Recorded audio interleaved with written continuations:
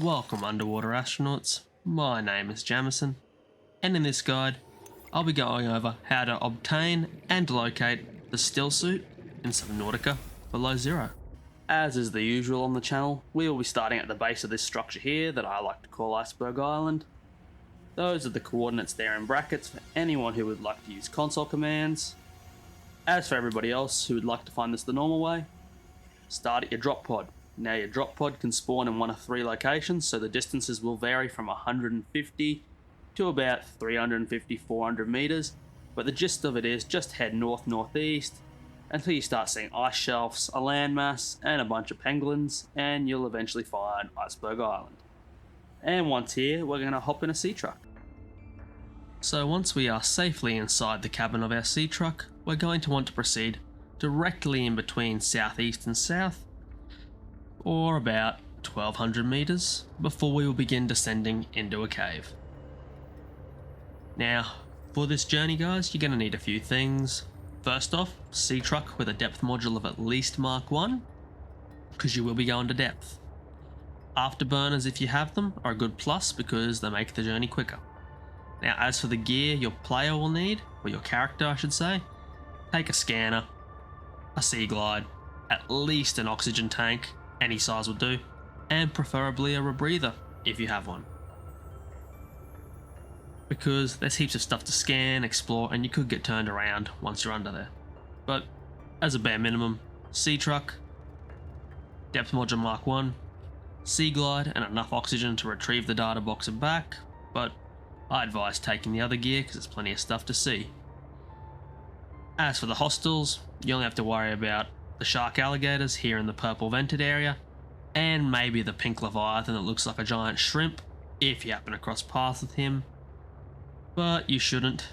And as for our shark alligator buddies like the one on the right, if you're in the sea truck, they will usually leave you be. Just gonna keep on going. You'll reach about halfway when you transition from the purple vents into the lily pad biomes. You'll see that when the watercolors begin to change, and of course we'll see a manta render off way in the distance somewhere. But just keep heading out. Remember, use your beacon back at home as a rough guesstimate. Once the first manta comes into view like so, that's usually a point to begin descending. And just keep descending until the watercolor changes. You'll start to see these islands floating, and you're going to want to go to the island that has the broken piece of architect tech on it, and directly below that will be a cave.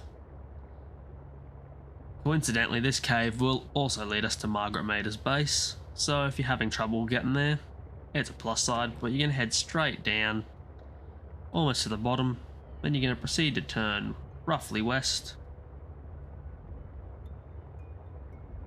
and keep heading northwest through these little tunnels and outcrops till you get to this little air plant. Keep heading down.